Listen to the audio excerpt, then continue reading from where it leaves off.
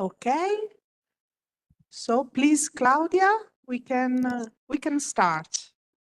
Here we are. Okay, so thank you very much, everybody, for joining us for this talk, which is part of a brand new series of seminar organized by the CIRCE project. And for those of you who don't know about the CIRCE project, CIRCE is a running European project dealing with accent discrimination in educational contexts. So what we do, we explore attitudes of students towards accents, either both of their national language and of English. And we also develop educational resources to raise awareness about the phenomenon of accent discrimination.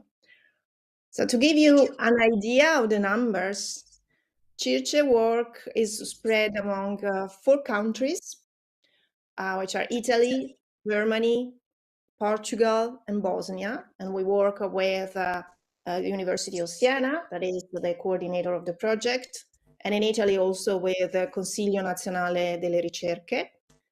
Then with the 2 universities in Germany, the University of and the University of Münster. Then the University of Évora in Portugal, and the Burch University in Bosnia, for a total of 26 people involved and 50 accents. And more importantly, more than 1,500 students that are involved in the experiments. So CIRCE is a project, but above all is a network and a community of people, of very passionate researchers, but also students and teachers, school teachers, who helped us immensely with the experiments, and also professionals, scholars, who, like Alex, who are involved as advisors of the project. So it's a great pleasure for me to present and to introduce Dr. Alex Baratta from the University of Manchester in the United Kingdom.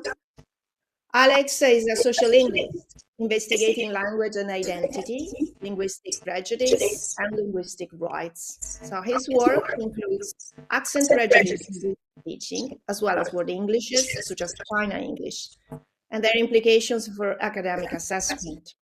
The title of Alex's talk is How Does Accent Change Our Identity? Can it decide our future? So please, Alex, the floor is yours. Thank you very much. Thank you very much for the introduction. I just want to say thank you, everyone, for coming to the talk. I hope it will give you something to think about. Thank you, Claudia and Sylvia, for inviting me to give the talk today. So, yes, I am a sociolinguist. I am originally from the United States, from Los Angeles. My mother is from Manchester area. My father was from New York City. As you may have guessed from my surname, my grandfather, I'm of Italian descent, my grandfather was from Palermo. And the point is, I was raised in both countries, that is the US and Britain. I didn't intend to settle here, but here I am in the United Kingdom. And as a result of moving back and forth, my accent would change. Not through any effort. I didn't try to change it. It just happened. It's not completely surprising, especially when you're a young boy or a girl, if you're a child. And what I noticed was the accent changes, people's perceptions toward you change also. Now, even in high school where I was in England, even when my accent had changed, although some students still ask me, where are you from? They still perceive me as American, whatever that meant. It wasn't always positive, certainly not back then. And so I became fascinated with the relationship between accent and identity and who we are, but also about how other people will identify us based on how we pronounce our vowels and consonants, which sometimes can be good. It can also be bad. It can lead to stereotyping. And this is not just about English. We all know that. This can be any language. My wife is Korean and tells me that if you're from Busan, a big port city in South Korea, Busan accents are used sometimes in Korean media to portray people as being a bit slow. In America, my dad being from New York City, the New York City accent is usually portrayed as in a lot of American movies. Thanks to Martin Scorsese, it's usually gangsters. And of course, I'm sure this exists in Italy. I don't know what the issues are in Italy. I know I learned from my father the North-South divide in Italy, and maybe being from Sicily, that also has implications. So it's not just British. And of course, we know that. Easily to think that in Britain, things are class divided. And whether it's about class or race or ethnic identity, the importance of accent, I think, is that it does symbolize who we are in terms of our national or regional or local origin, also our race, our ethnic group, our class, or maybe a combination of those factors. And so any prejudice toward accent usually is not really about sounds. We may disagree, and that's fine, but usually it's not about sounds per se. It's more about who the speaker is. What are the implications for the speaker? If the speaker is from a stigmatized group, a group that has prejudice toward it, then their accent or the language they speak will be prejudiced too. So when people have said to me, and I have received some criticism, why is it so important? It's just an accent. It's not as essentialist like race, for example, because I say accent is a symbol of race, once again, or your ethnic group or where you're from. So if we are messing with someone's accent or their language overall, we are essentially messing with their racial identity, ethnic identity, class identity, and so on. So it is more than just simply a series of sounds. So to get started, I'm mentioning British accents. It does not have to be. I'm not assuming you're all from Italy either. You might be from all over the world. Are there any accents? We can forget about British. Just are there any accents that you simply do not like? I'd like to make this, open. You don't have to answer. If there are accents you don't like, no one's suggesting you have accent prejudice. I'm just wondering, though, what are your perceptions of various accents? If you want to make it positive, we can do that too. Are there any accents that anybody really likes? Or if you're brave, anybody really does not like? Anybody want to shout out some accents? Be they native speakers of English, or be they, Italian accents, or regardless of your own accent or linguistic background. I'm keeping the question very broad.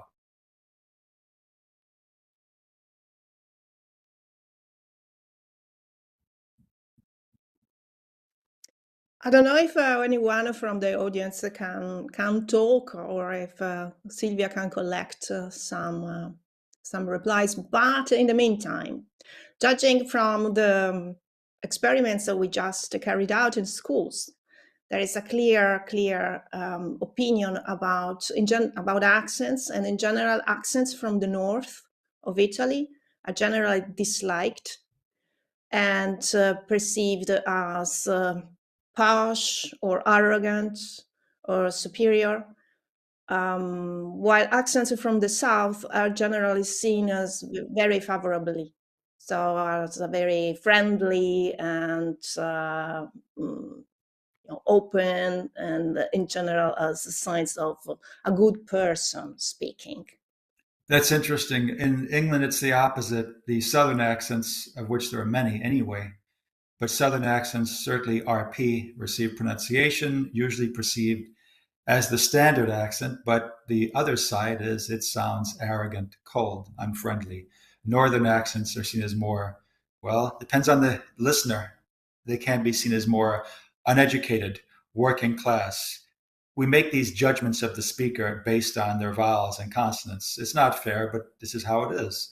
But for Northerners, their accents would symbolize a different identity of being hardworking, genuine, real, authentic, not fake. So I know about, as I mentioned earlier, the North-South, can I say, cultural divide in Italy. I know how the stereotypes work. The North is seen by the South sometimes as, I'm just playing devil's advocate, everybody, cold, unfriendly, arrogant, and the South are seen as in very negative terms. But of course, that's attributed then spread to the accent. In England, for example, the Liverpool accent you may be familiar with, which I will demonstrate as best as I can later. The Liverpool accent is a particularly negatively judged accent. And again, I don't think it's the sounds that people really care about. Just as I think when people talk about languages they don't want to hear, I don't think they care about the language's grammar. In the US, for example, there's been many cases where people are speaking Spanish and they're told to go home. America probably is their home. They're not immigrants, they're not refugees. I pay for you to be here. These are the things that have been caught on YouTube. Or Korean ladies being told to leave Starbucks or speak English because they were speaking Korean. So the people who make these judgments probably don't speak the languages, don't care about their word order or their grammar or their phonology. It's a symbol, and that's what gets put onto the speaker. The negative images of Liverpool, or the Liverpudlians, as they're called, are usually seen in jokes as being thieves. There's a lot of thievery jokes about Liverpudlians, people from Liverpool. So when we say that accents are sexy, though, and ugly or annoying or trustworthy, linguistically speaking, this is absolutely nonsensical. No combination of sounds can be by itself trustworthy or untrustworthy. We know how this works. It's the stereotypes we have of the speakers. Certainly, RP, as it's called, received pronunciation, was the accent which developed by the middle and upper middle class in the southeast of England, which nowadays can exist any part of England, even into Scotland, as a class-based but not a regional-based accent. But if the English capital and the British capital in future, by implication, if it had been built not on the River Thames, if it had been built on the River Mersey in the northwest of England, then the accent we now call Liverpool probably would be the standard accent, which means received pronunciation might be seen in a very negative way. And people can't imagine this, but that is the reality. It's random. So I'm trying to separate today two realities, the linguistic reality and the social, cultural, or societal reality. The linguistic reality, of course, is accent is nothing more than sounds in specific contexts. Accents can never be good, bad, ugly, beautiful, and we can disagree, and that's fine. We'll get into that later. But if you look at the bottom of the slide, we have the word nurse and 4 different realizations of the word nurse. Once we get down to the absolute basic level of sounds and combinations, we see it's just sounds. It says nothing about the speaker. That's the linguistic reality, but the societal reality is, of course, about making very quick judgments based on simply how you pronounce your vowels and consonants. So from left to right, we have 4 different accents. We have received pronunciation, which for some people is the standard accent of Britain, unofficially at least. The second accent would be a very broad Liverpool accent. The third one would be how I speak, General American, so notice the R. The fourth one would be New York City, also into northern New Jersey. So what does this mean? It means respectively nurse, nurse, nurse, nice. So I asked my students, if someone came to you in the hospital and they said, I will be your nurse, and they spoke RP, I will be your nurse, versus Liverpool, I'll be your nurse, would you have any difference in terms of how you perceive the person? Would you perhaps prefer one person over another to be your nurse? Everyone said no, they didn't care, as long as the nurse is professional, and that's my point. They have to be professional to pass their nursing exams. But I think in England, certainly in Britain as a whole, I think there is an unwritten expectation that if you go into certain professions as part of social mobility, whether it's being a doctor, a teacher, a banker, that you are supposed to modify your accent to get into the profession. There's certainly evidence for this beyond my own research that basically you don't have to change your accent, which I think is difficult. You just simply are expected not to sound quite so regional.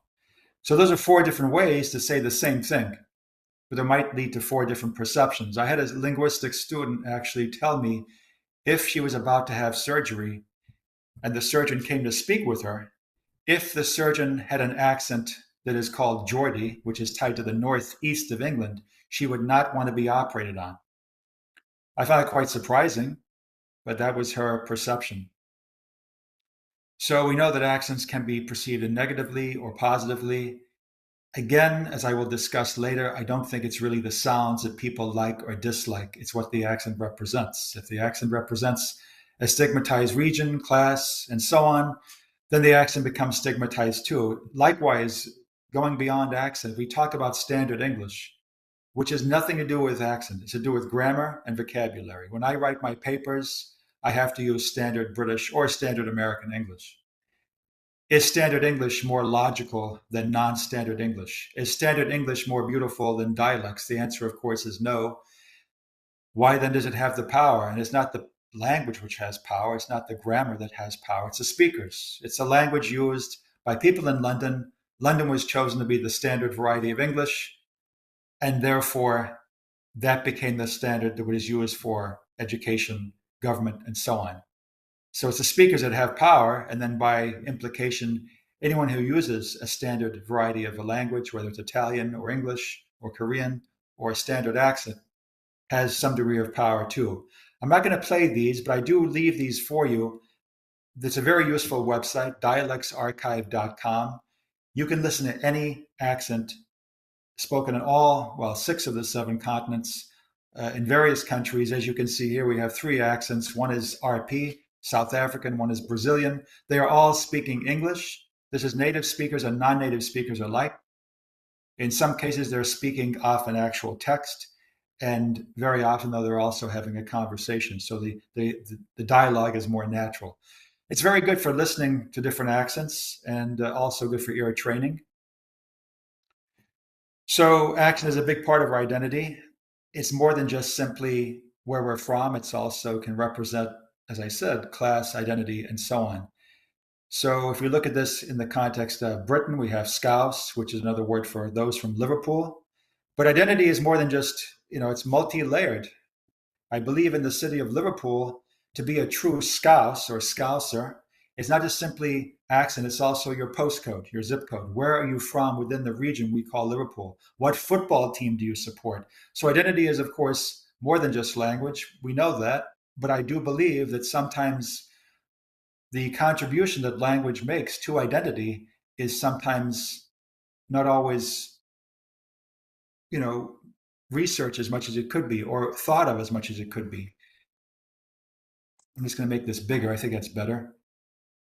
North versus South. There is a big North-South divide in England, and the North broadly, I don't know where the North ends, but the North, words like bath, as I would say it, and bus becomes bath, bus.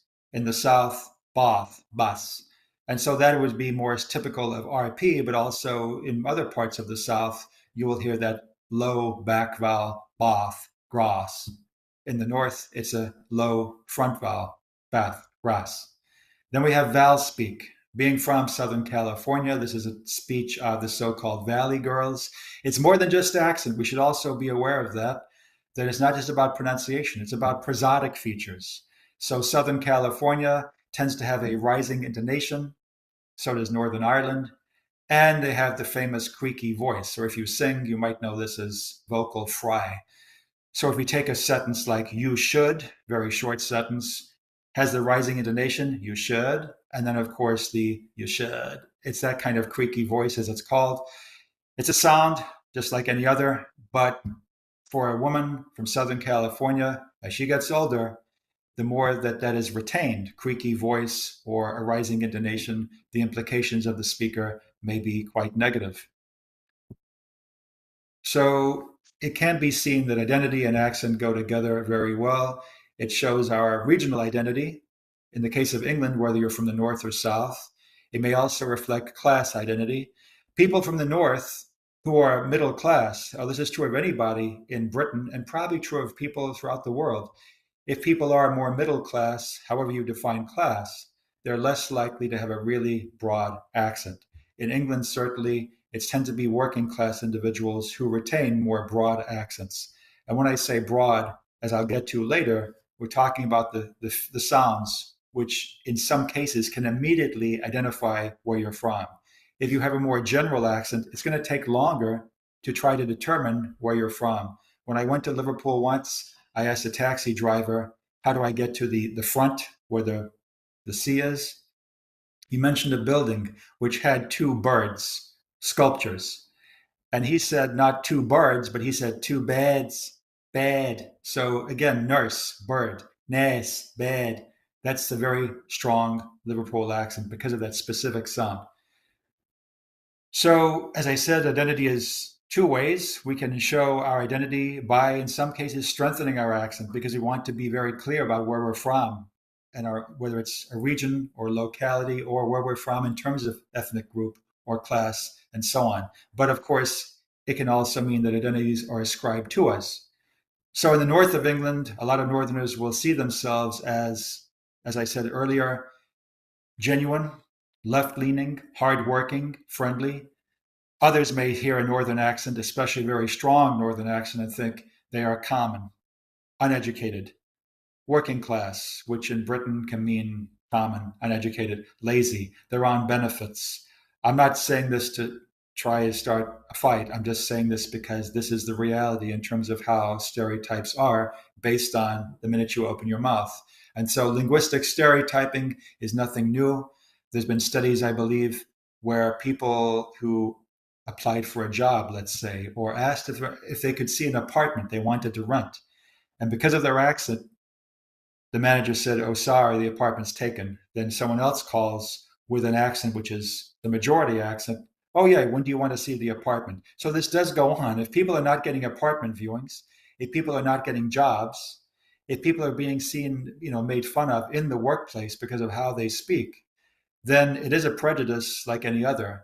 I'm not suggesting that the people who make these jokes are deliberately trying to hurt people's feelings. They might feel, well, is this a joke? If it's taken as a joke, that's fine, that's one thing. But if it is seen as basically a prejudice because of where the person's from, whether it's a country or a region within a country and so on, then we do have a problem. In England, accent is not protected.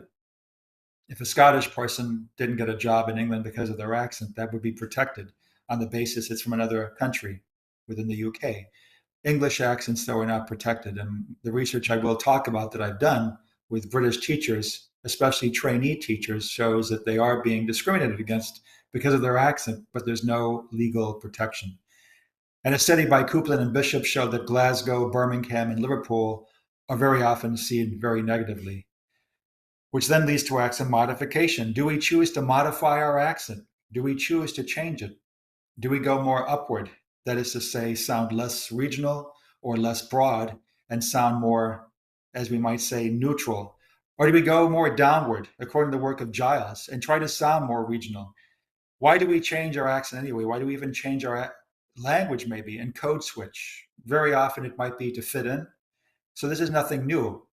But if it's about fitting in or we don't get the job or feel that our chances of getting a job are decreased, then maybe we feel we have no choice. And I'm mentioning jobs because I think that's a very obvious way that linguistic prejudice can be felt. If you're not getting a job that you are otherwise completely qualified for just because of your accent, then that is definitely a problem. A lot of British people do have a phenomenon known as phone voice. My mother used to do it a lot in Los Angeles. People in America love British accents. They really do. But she would make her accent sound even more posh. And I felt there was no need to. They like you just the way you are. But this phone voice might be sometimes subconscious. We don't realize we're doing it to try and make sure we're not seen in any negative light. Do we feel like sellouts if we modify our accent, like we are basically not being true to our roots? Or do we see it as a necessary evil? And I'm well aware that some people don't have any opinion. I'm not suggesting this has to be a problem for everybody. Some people, when they teach, they'll modify how they speak, but the same way they change their clothing. They don't go to teach wearing pajamas. They want to look smart, maybe a suit and tie, or certainly smart casual. So modifying how they speak, to some people, they might ask, what's the big deal? And I'm not suggesting it is, but for some people, it is a big deal. So here's something I'd like to do. Join in if you can. If you don't want to, that's fine too. We have here a series of phonemes. It's like a phonological buffet, okay? We have from left to right, low back vowel, unrounded, ah, low back rounded vowel, ah, or, I, eh. They're a bunch of sounds. That's all it is, a bunch of sounds.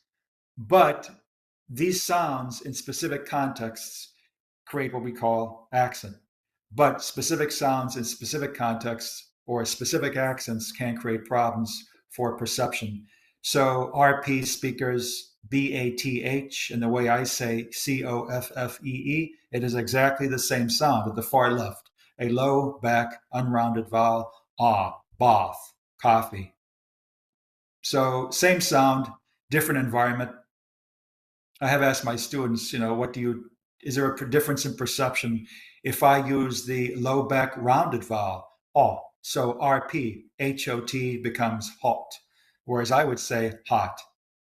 The tongue doesn't move, the lips do. Hot, hot. Coffee, coffee. And they sometimes say, yeah, coffee sounds more, obviously it's American, but to some British students, they've said, yeah, if you say coffee, I think of Starbucks. I think of really strong black coffee. The coffee does not change, but the perception might.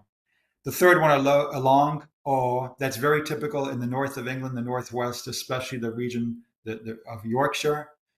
So go becomes go, or it can become a schwa vowel, the fourth sound, go. So go home, go home. Then we have the diphthong. We take the O, and the or, and then we have New York City, northern New Jersey. The classic example is coffee. So coffee, coffee, coffee. Three different ways to describe the same beverage. Most of us probably drink it, but do we have a preference? Do we have a difference of perception versus coffee or coffee?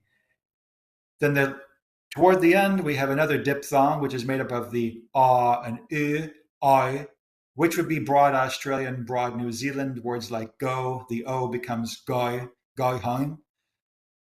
And again, is there a perception difference?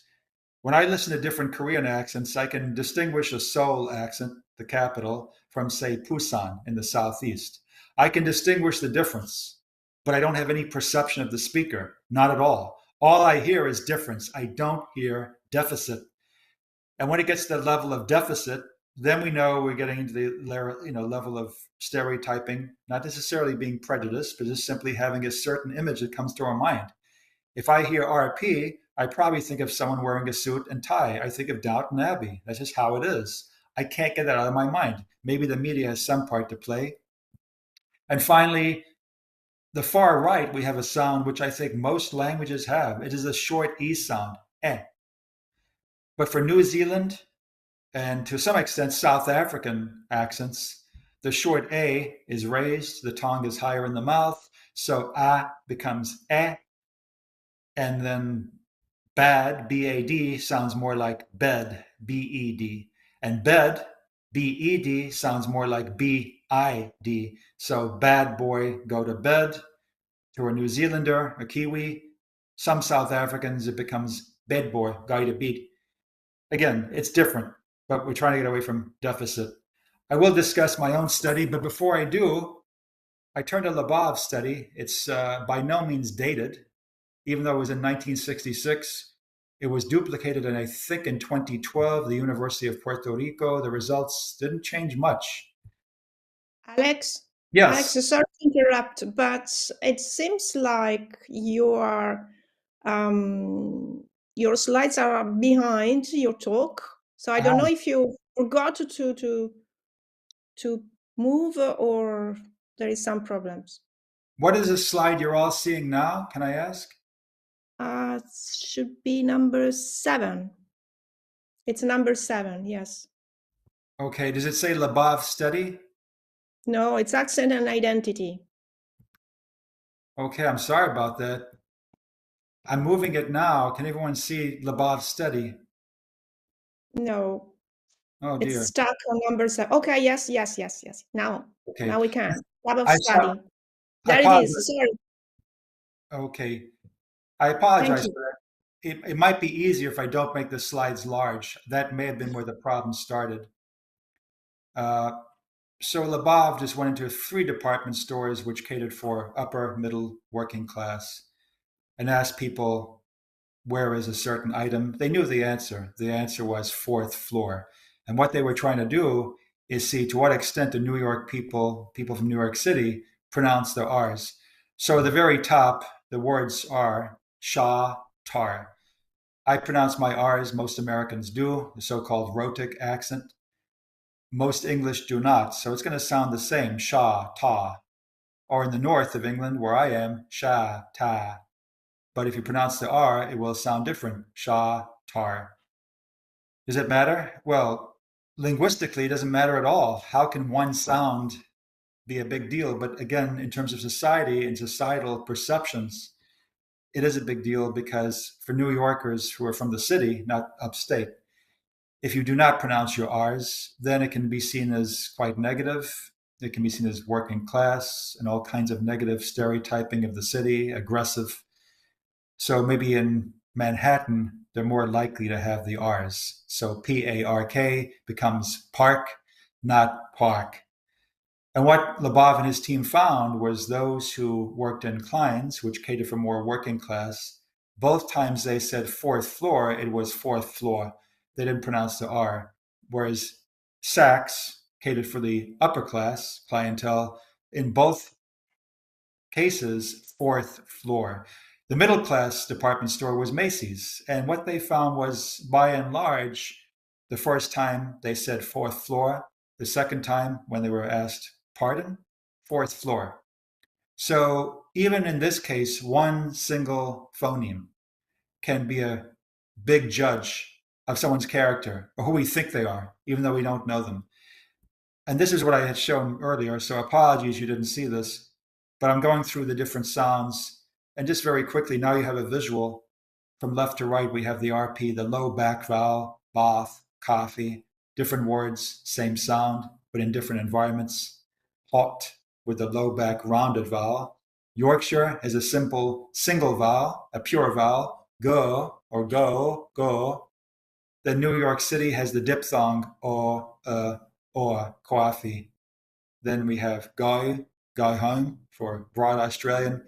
And South Africa, New Zealand, ba becomes e, so bad becomes bed. And again, what we're trying to get away from is associating difference with deficit. So my study was with 41 teachers, most of whom were trainees. It was consisting of 3 different studies. Well, actually 4. The first one looked at the views of accent and identity and accent prejudice with 92 different British people, 6 of whom were teachers. Their results I found were very interesting about perceived linguistic prejudice. So the next 3 studies were entirely with teachers, most of whom, as I said, were trainees. They were not established. And what I found was, looking at this from 2 different northern universities and 2 different southern universities, it was mainly those from the north and the Midlands who were told to modify their accent. There was one teacher from London. Now she teaches secondary school. She teaches in high school and she teaches art. So it's not just teachers who teach English or phonics who are being told to modify.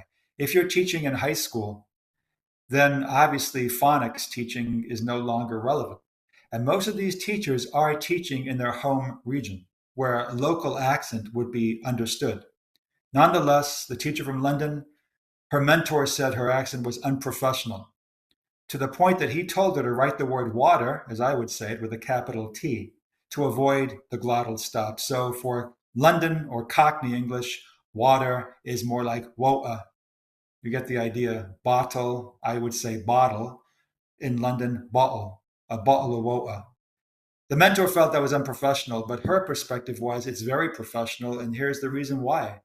If her students recognize that she has an accent which is very much like theirs, she felt it made her more approachable.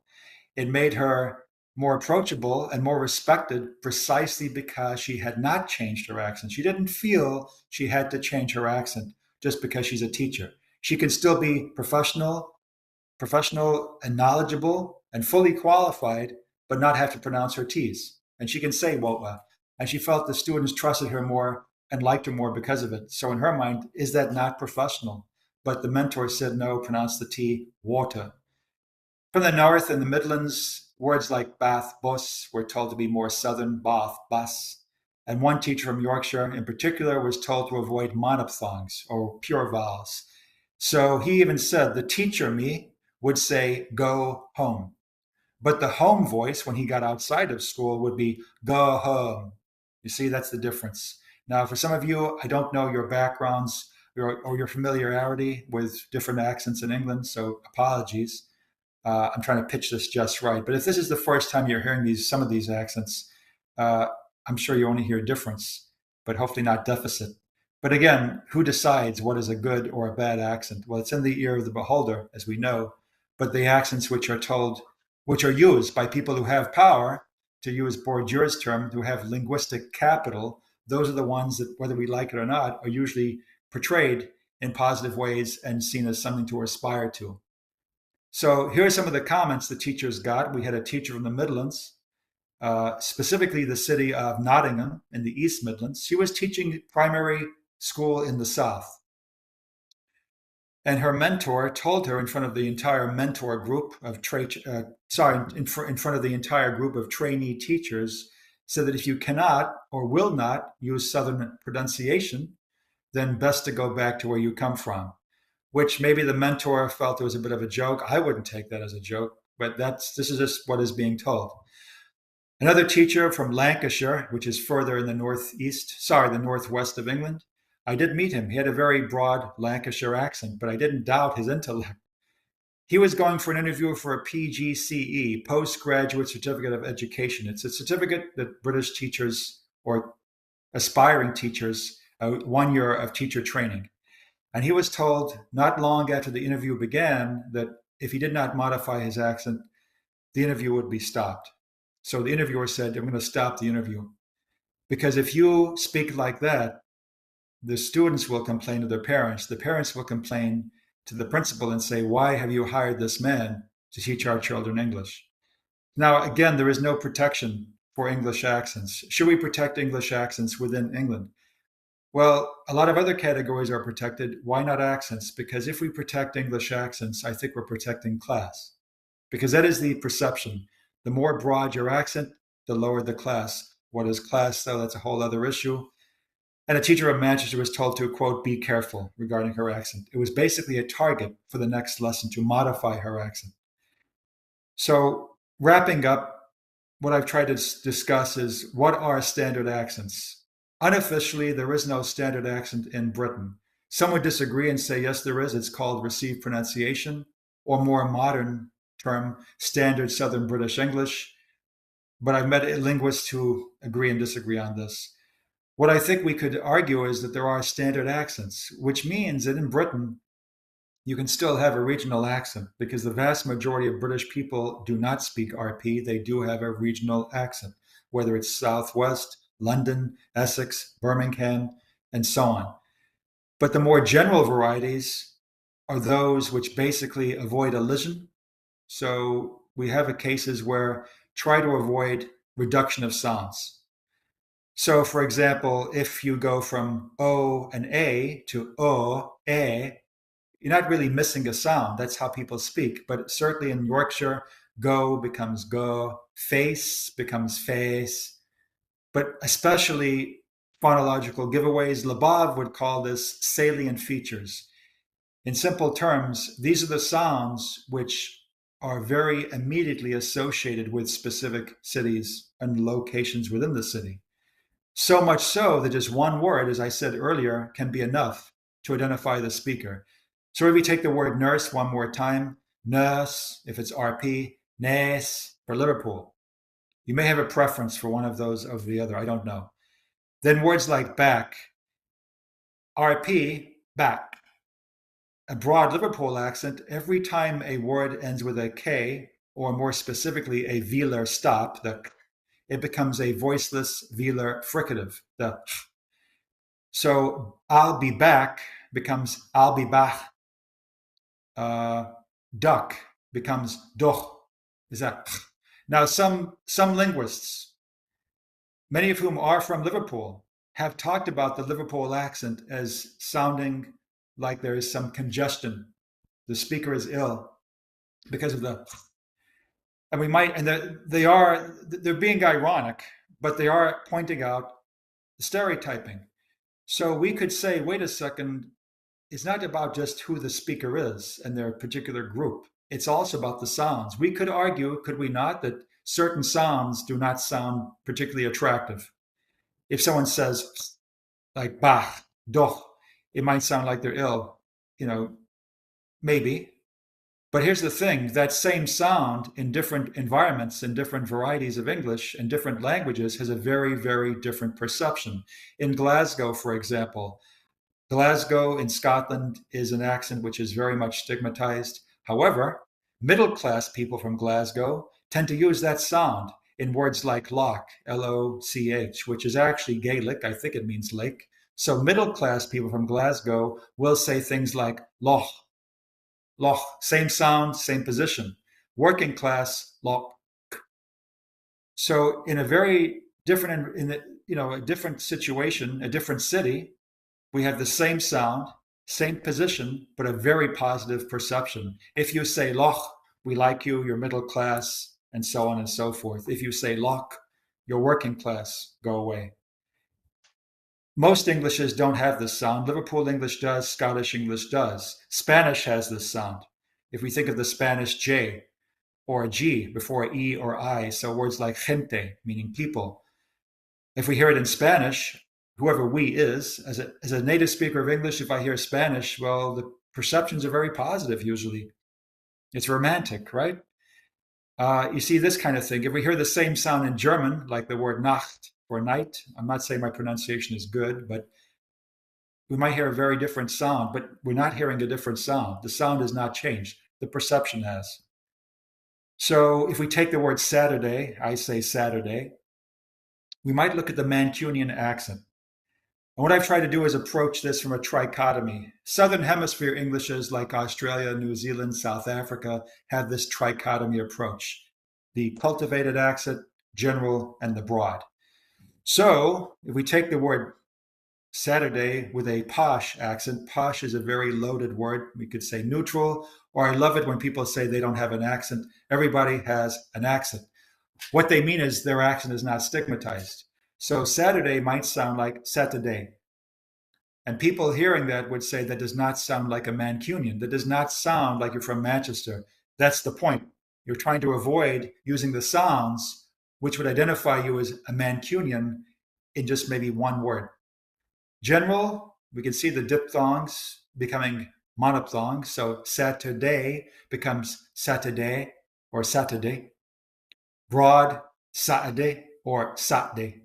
I have heard this, see you Saturday, which means see you Saturday. So Saturday is very much a telltale sound of Mancunian English. Words that end with day, or more specifically E, like happy, becomes more like happy, but Saturday, and the glottal stop. And of course, reductions or elision is very common in certainly Yorkshire. Lambs on road means lambs on the road. We have aunt, which is a contraction, no different than we're, I'm. I'm off to shops. I'm off to the shops. So in summary, accent is nothing more than a series of sounds in specific placements. Linguistically, we know that, but societally speaking, it can be more than just sounds. The sounds can have implications for how people are judged or misjudged. It is a series of sounds which is an oral ID, and there is evidence that people are not getting employed. The Sutton Trust in Britain talks about the brown shoes effect, for example, where working class people with working class accents or simply broad accents are not being represented in certain professions like banking. Not entirely because of language, it's also because of dress, hence brown shoes effect, but language accent is certainly part of that. And if we had a phone conversation, let's say two people had a telephone interview for a job. They both have extremely strong CVs, resumes. They're both fully qualified. One spoke RP, one spoke with a broad regional accent. Who would get the job? Or who would get the next interview, face-to-face interview? I mean, I don't know, but I think it's not unrealistic to assume there's more likelihood the RP speaker would get the next interview, the regional speaker, broad regional, I should say, would not. Okay, that's my talk finished. So a few things. If you want me to share the slides, you can send me an email. I'm happy to share them. If anyone has any follow-up questions beyond today or anything you want to discuss with me, I'm happy to do that too. I'm stopping the sharing for now. But if there's any questions at this point in time, I'm very happy to take any questions anybody has. And thank you, everybody, for coming and listening to my talk. Hope it gave you something to think about. Thank you. Thank you. Thank you very much. Thank you so much, Alex. So they are clapping in the room. We can't hear them, but we see them clapping. So Grazie. I also posted in the chat on the YouTube live session that people wishing to make questions, so they're welcome to do so using the chat. So if there is anybody wishing to make a question, please go on and I will voice those questions to Alex. And Sylvia, do you have any question from the room?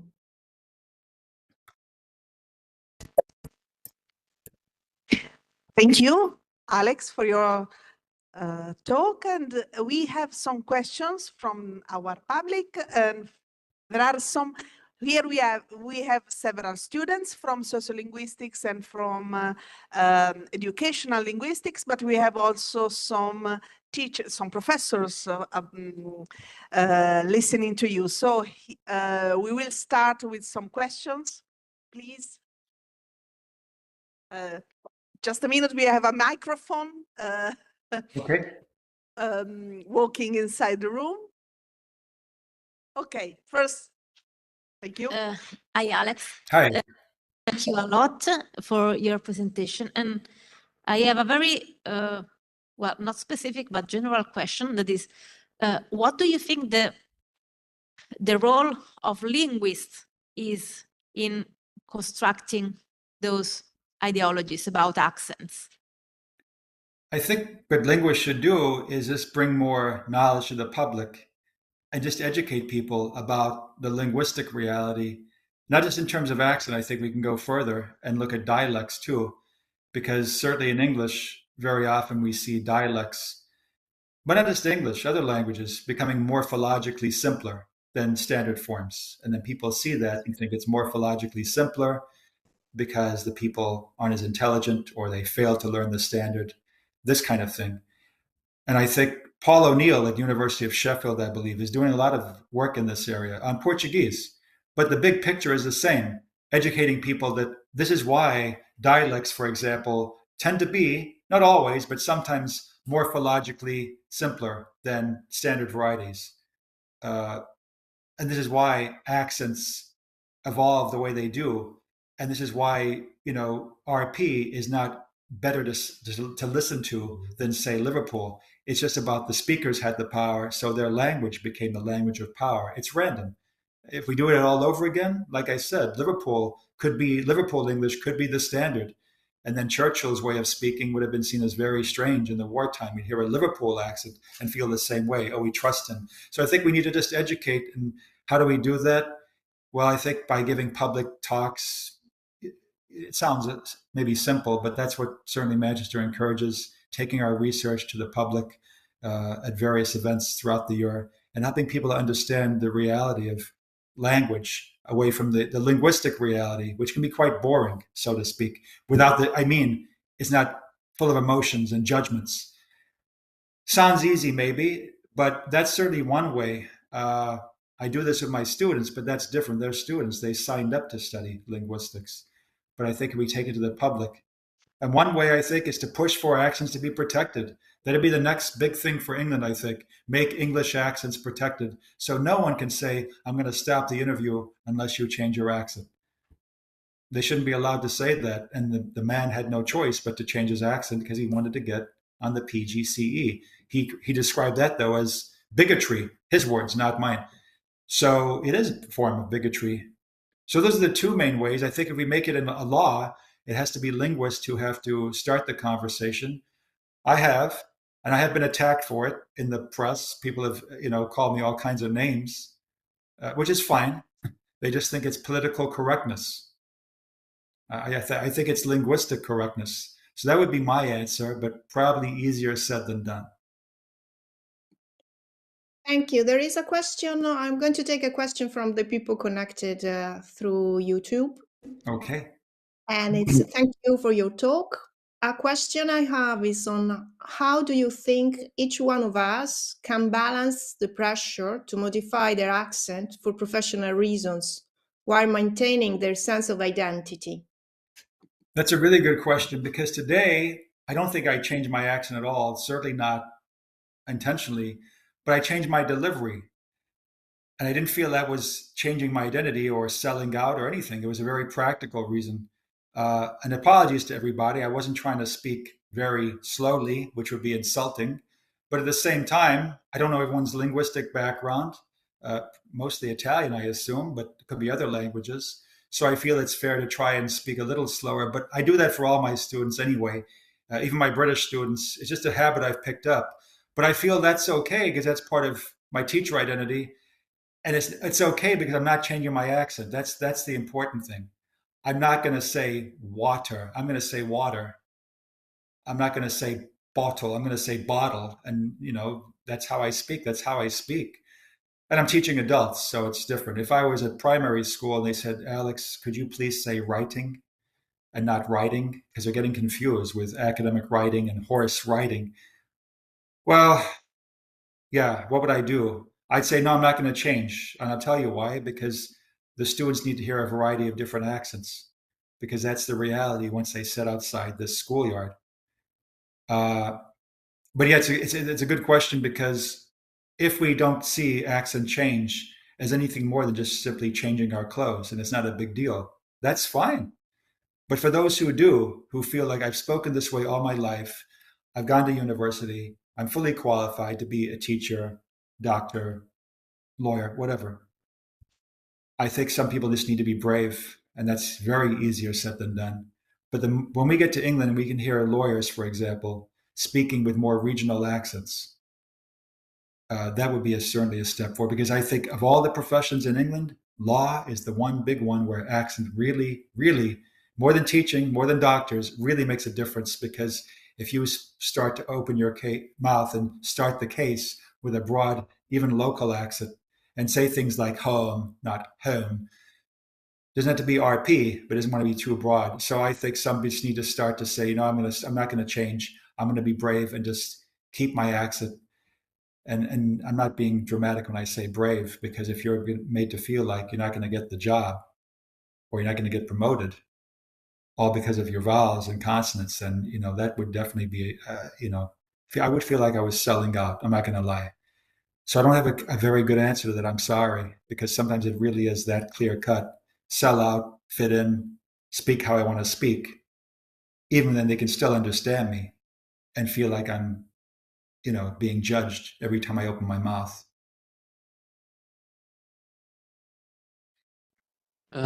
We have also, thank you, Alex, for answering. We also have a question from a student of us. Lorenzo, please. Okay. First of all, thank you for showing us your presentation, Alex. Thank you very much. Thank you.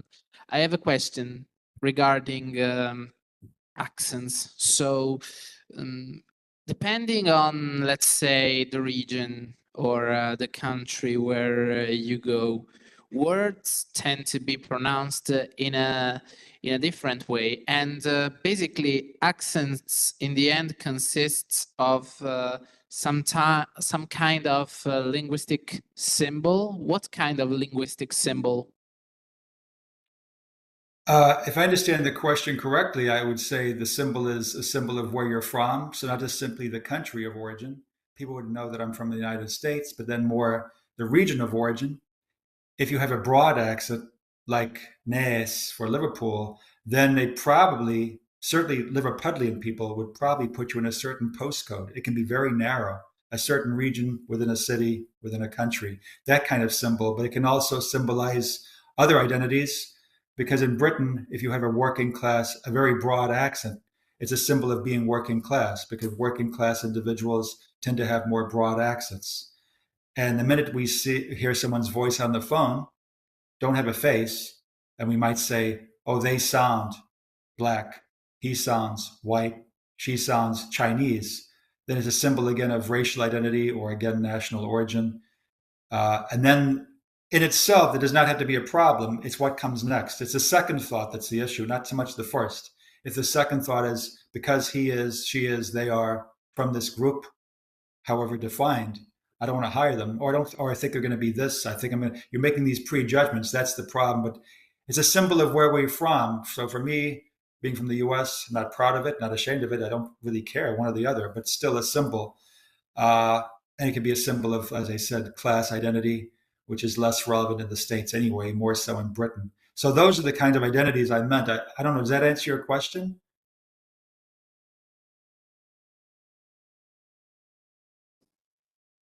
Yes, this is what I've been looking for. Thanks. Thanks a lot. If I could just add one more thing, something I learned when I was in Sicily a long time ago. I went to Palermo, as I said, where my grandfather was from.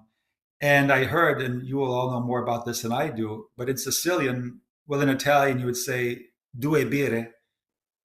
Sorry for my accent. In Sicily, apparently it's due birra. So I'm thinking, okay, you didn't pluralize the noun. Well, we don't need to because due, we know it means two. But if due birra is Sicilian, then I thought, okay, just by using the singular form of beer, that's also a symbol that you are, well, presumably Sicilian. So even one sound change or not changing can be something so micro level, like pronouncing your R's. If you don't pronounce your R in the United States, you got to be from Boston or New York City. So it can be something so micro level, can be recognize someone at a national or regional level too. Accents, there can be discriminations, right? Oh yes, definitely. Thanks. Thank you. We have another question. Hi, thank you for your talk. Thank you. I'm here. I'm another American transplanted into Europe, and I understand a lot of the things that you're saying about your personal experience. Personally, I've never felt more like a Valley girl than when I went to a pub in London and had to order with my accent in this kind of grungy pub in London. You know, my question to you is, all of these discrimination, which is, of course, you know, as you said before, is not just about accent, it's also about race, it's also about other perceptions of social class, the way you dress, the way that you enter a room, all of these gender, all of these things are, of course, all mixed together. So in a situation where you're working with trainee teachers who are up against this system, at a certain point, the goal would be for them to become the people who are doing the gatekeeping, not to constantly be subjected to these kind of like, you know, racist colonialist or, you know, purist devices, which are keeping them out and therefore keeping other people like them out. So how do you take kind of a critical approach to that? I mean, your, I guess we can call you colleagues, Ian Cushing, who's also in Manchester, is working with Julia Snell on, you know, Ofsted and all of their discriminatory practices. So in terms of, I guess, just to follow up on the previous question, how can linguists really take a role in taking a stance against not propagating even unwittingly kind of discriminatory connections between accents and ways of being and these types of things, particularly for the teaching profession, but also in other professions? What I think needs to be done, I want to do this. I want to do a UK-wide study of this subject, and not just native speakers. I'd like to go with non-native speakers also and how they're perceived, because I want to get to the heart of what is the problem. And I think it's a first step to identify why are certain accents judged negatively, especially in certain professions. Any profession that involves a degree of social mobility, I think there is this unwritten rule in Britain that you're expected to modify your accent, not change it, but just simply modify. But there's no legal recourse. And the teacher standards in Britain make it clear you've got to use standard English. I'm speaking standard English now, so are you. We can all speak it, but sound different. There's no mention of accent except the weasel word, articulacy. And I think that from the mentor's perspective, they all said, oh, you need to be understood. So the mentors are saying, you need to be understood. That's why you need to modify your accent. Only one said a teacher's accent was unprofessional. And I think by being able to say you need to be understood, they feel they get a justification to say speak less regionally. What they're really saying is you sound working class. I mean, I'm I can't say this, but I think it's plausible. What they're really thinking is you sound too working class. You don't want to sound that way for the teaching profession. And we want to have people who sound and look as a variety of people, because that is the reality. And so a teacher with a broad Lancashire accent should be just as fine as someone who speaks cut glass RP. We can't change the stereotypes. We can't change perceptions. We can't do that. But by having more exposure, but I think to really answer the question, I think we need to just define with mentors, what is your problem? Why do you feel they need to change? And if they are honest enough to say it's class issues, it's this, it's that, then we need to go back and just put something into law if we can. But yeah, unfortunately, I think we're only human. We make first impressions fairly quickly. And as George Bernard Shaw said, an Englishman can't open his mouth without another Englishman despising him. So I think it's not going to change. Attitudes won't change. We can't change attitudes with law, but we can certainly make it against the law to discriminate and say things like, change your accent, I'm going to stop the interview, which is absolutely ludicrous. This guy had a PhD, but he happened to have a strong accent, didn't want to change, because for him it meant I'm hardworking, not unprofessional. Sorry, that was a roundabout way to answer, but I don't know what we can do, because do I have accent prejudice? Well, I hope not. But I know I certainly hear certain accents, and I have certain perceptions, and I can't change that. But I can certainly change how I treat the individual. And I understand what you said about the pub. I had to order a cup of coffee 3 times in a pub once. Yeah, I guess insofar as institutions are comprised of people, right, then there is hope in saying, okay, if there are policy, legal changes at the institutional level, then people are held accountable for making really explicit why they're discriminating, blaming it on accent, even though it's clearly about something else. Maybe this would be the place to start. I think that's definitely probably something that linguists can do. I mean, I'm thinking about the Ann Arbor case, Geneva Smitherman and Bill Above. And I mean, it's shocking that there's not a recourse of that type that can be done in England, where this is really a problem. Well, I think in England, class is the last taboo, and they're talking about, how do we combat all kinds of prejudice and celebrate all kinds of identities tied to race, sexual orientation, gender identity, and rightly so. But if we say, how do we celebrate class? I think people are afraid because it's still so deeply ingrained. Well, we can celebrate it just by virtue of not discriminating against it. And yeah, I think to make this, and I'm trying to lead the charge on this. And as I said, I don't mind sharing. I mean, I had one British guy who saw my research. I was lucky to get some media attention. And he said, oh, because I'm from Los Angeles, only an American could come up with such drivel. And then an American website had me down as British, which is absolutely fine. I don't care. And they referred to me as the British fag with bad teeth. I mean, they don't know me at all, or my teeth. Same reason. It's political correctness. Oh my gosh, can't you just change your accent? Well, go back. Why do we have to? The only way I would change my accent, and not just accent, but my prosodic delivery, speed, is if people couldn't understand me.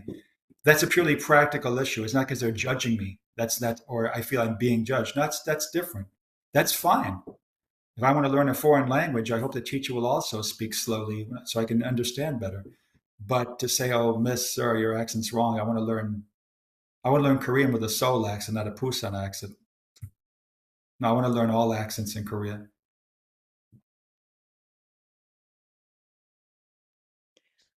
Okay, so thank you very much. I think we made a very good use of the time we had. And also thank you, Alex, for your talk and also for being available to continue the conversation over email. Thank you. Thank you very much for inviting me. It was great to have you today. And we're also very happy that you are on board with the CIRCE project, and we will continue for sure the conversation in other ways as well. So, okay, great. Look forward to that. Thank you very much. Thank you from Arezzo and Siena also here. Thank you. Grazie.